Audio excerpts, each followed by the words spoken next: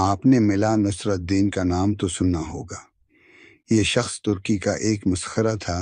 جس طرح ہمارے ہاں میلاد و پیازا اور شیخ چلی کے لطیفے مشہور ہیں، اسی طرح ترکی میں ملا نصرالدین کے لطیفے بڑے ہیں، مزے لے لے کر بیان کیے جاتے ہیں۔ کہتے ہیں ملا نصرالدین یوں تو نہایت عقل مند اور عالم فاضل شخص تھا، مگر لوگوں کی اصلاح اور تفریح کے لیے بے وقوف بنا رہتا اور ایسی ایسی حرکتیں کرتا کہ لوگ ہنس ہنس کر لوٹ پوٹ ہو جاتے۔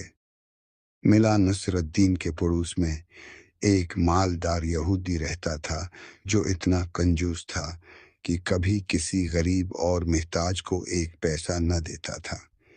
ملا نے کئی مرتبہ اسے سمجھایا کہ خدا نے تمہیں دولت عطا کی ہے، اسے غریب اور مفلس لوگوں پر خرچ کیا کرو، لیکن اس نے ملا کی کوئی نصیحت نہ سنی۔ آخر ملا نصرالدین نے اسے سزا دینے کے لیے ایک ترکیب سوچی۔ ایک روز صبح سویرے وہ نماز پڑھ کر زور زور سے دعا مانگنے لگا، یا اللہ، اگر تو مجھے 1000 اشرفیوں کی تھیلی بھیج دے تو میں اسے محتاجوں پر صرف کر دوں، لیکن اگر اس میں سے 1000 اشرفیوں کی تھیلی بھی نہیں ملے تو میں اسے محتاجوں پر صرف کر دوں۔ اشرفی بھی کم ہوئی تو ہرگز قبول نہ کروں گا۔ یہودی نے یہ دعا سنی تو سوچا کہ ملا بڑا ایماندار بنتا ہے، اس کی ایمانداری آزمانی چاہیے۔ یہ سوچ کر اس نے تھیلی میں 999 اشرفیاں بھریں، اور اس وقت جب کہ ملا نصرالدین دعا مانگ رہا تھا، اشرفیوں سے بھری ہوئی تھیلی اس کے صحن میں پھینک دی۔ ملا نصرالدین نے لپک کر تھیلی اٹھا لی اور اس میں سے اشرفیاں نکال نکال کر گننے لگا۔ کل 999 اشرفیاں تھیں۔ ملا نے خدا کا شکر ادا کیا اور کہنے لگا، یا اللہ، میں تیرا شکر گزار ہوں کہ تو نے میری دعا قبول فرما لی۔ ایک اشرفی کم ہے تو کوئی بات نہیں، یہ اشرفی پھر کبھی دے دینا۔ یہودی نے جب ملا نصرالدین کے یہ الفاظ سنے تو سخت پریشان ہوا اور دل میں کہنے لگا کہ یہ ملا تو بہت چالاک ہے، اس نے دھوکے سے میری اشرفیاں ہتھا لیں۔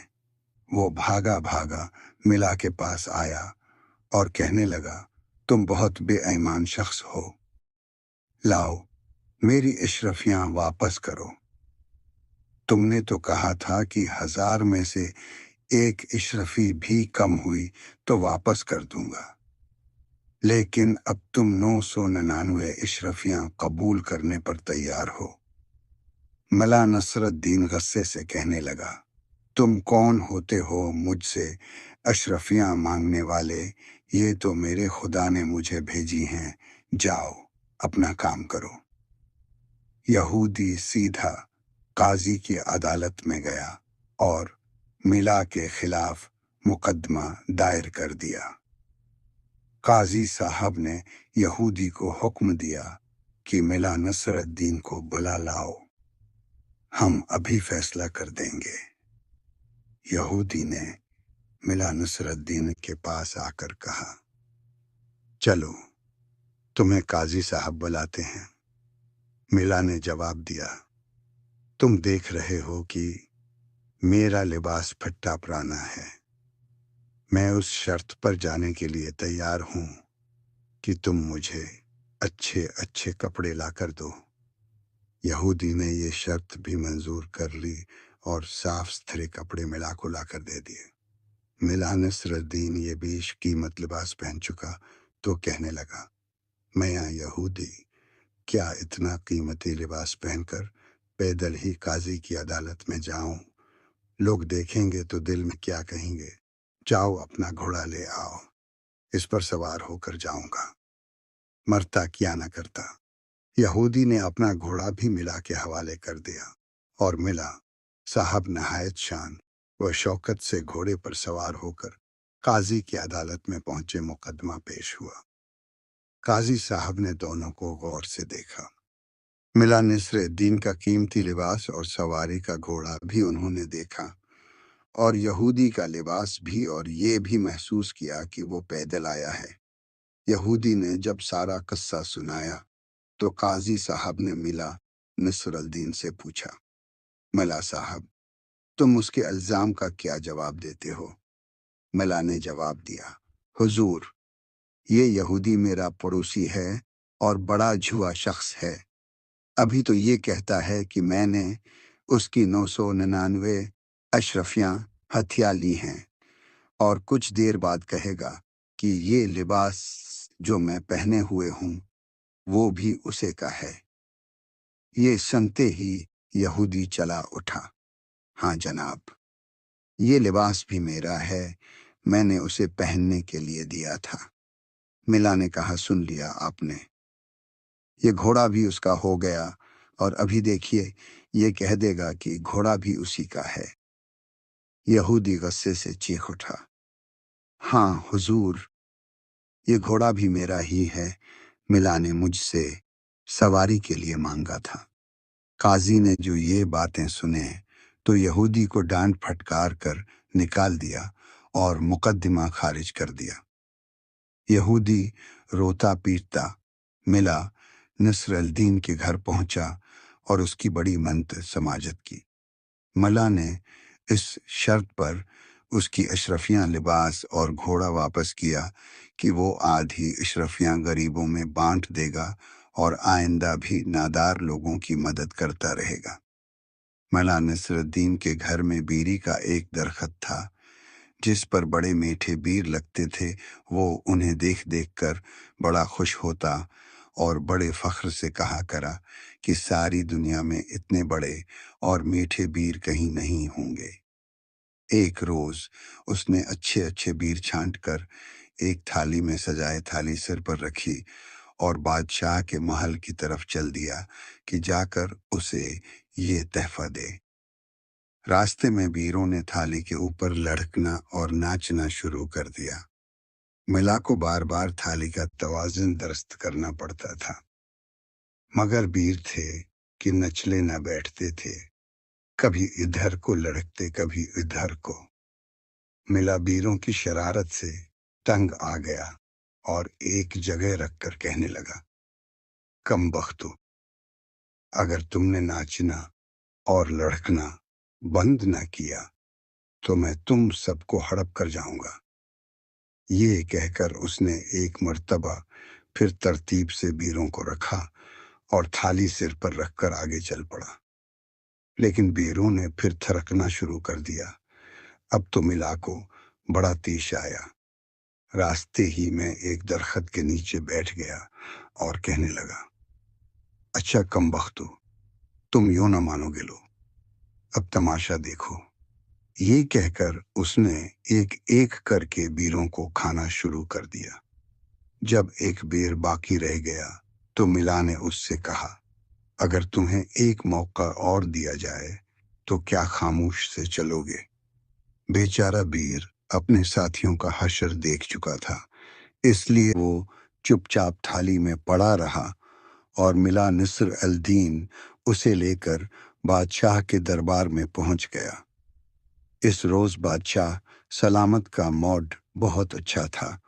उन्होंने मिला नसरुद्दीन का तहफा मज़े ले लेकर खाया और खूब तारीफ की।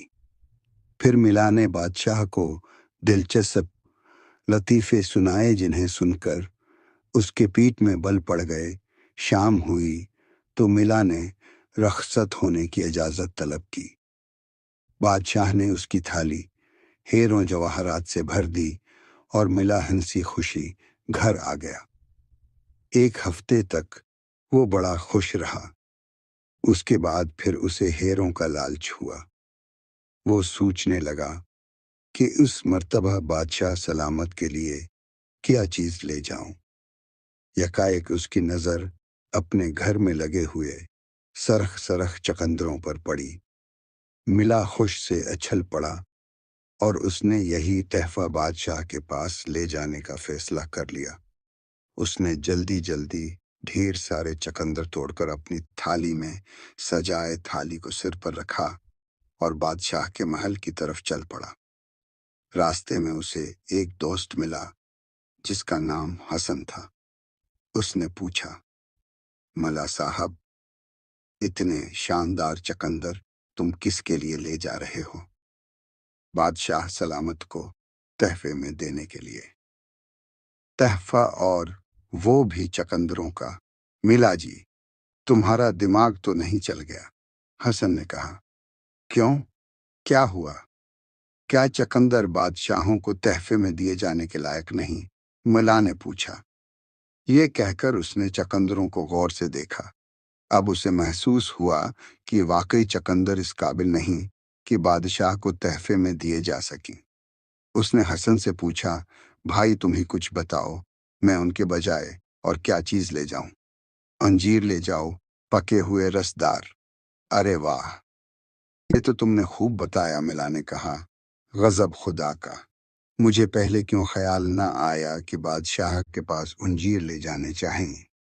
وہ الٹے پاؤں بازار کی جانب چلا اور ایک دکاندار سے چقندروں کے عوض پکے پکے رسدار انجیر لے لیے۔ اب سنو، اس روز بادشاہ سلامت کا مزاج بہت گرم تھا۔ درباری امیر اور وزیر سب سہمے ہوئے تھے۔ ملا حسب معمول اچھلتا کودتا بادشاہ کے سامنے پہنچا اور تھالی اس کے آگے رکھ دی۔ کیا ہے اس میں؟ بادشاہ نے گرج کر پوچھا۔ حضور، انجیر ہیں، آپ کے لیے لایا ہوں، ذرا چکو تو دیکھیے۔ بادشاہ کے غصے کا پارا اور گرم ہو گیا۔ اس نے کڑک کر سپاہیوں کو آواز دی اور انہیں حکم دیا کہ یہ سب انجیر ملا کے پھینک پھینک کر مارو، اور خوب زور زور سے ملا نے یہ حکم دیا تو سر پر پاؤں رکھ کر بھاگا، لیکن سپاہیوں نے اسے پکڑ لیا اور انجیر مار مار کر اس کا منہ سجا دیا۔ جب انجیر ختم ہو گئے تو سپاہیوں نے اسے چھوڑ دیا اور وہ تیر کی طرح وہاں سے رفو چکر ہو گیا۔ راستے میں ملا کو حسن ملا۔ ملا فوراً اس کے گلے سے لپٹ گیا اور کہنے لگا، پیارے بھائی، اگر میں تمہاری نصیحت نہ مانتا تو میری ہڈی پسلی ایک ہو جاتی، خدا تمہیں جزائے خیر دے۔ حسن نے ملا کی یہ حالت دیکھی تو اسے سخت تعجب ہوا اور کہنے لگا، آخر کچھ بتاؤ تو کیا واقعہ پیش آیا؟ ارے بھائی، بس بال بال بچ گیا، خدا تمہارا بھلا کرے، میں نے تمہاری نصیحت مان لی۔ کون سی نصیحت؟ حسن نے جھنجھلا کر پوچھا۔ ارے بھائی، وہی چقندروں کے بجائے انجیر لے جانے کی۔ اب خدایا، اگر میں وہ بڑے بڑے لوہے جیسے سخت چقندر لے جاتا اور بادشاہ کے سپاہی وہ مجھ پر پھینکتے تو سچ مانو میرا تو کچھ عمر ہی نکل جاتا۔ خدا کا لاکھ لاکھ شکر ہے کہ میں نے تمہاری رائے پر عمل کیا، ورنہ چقندر توبہ توبہ، پیارے بھائی، اللہ تمہیں اس کا اجر دے۔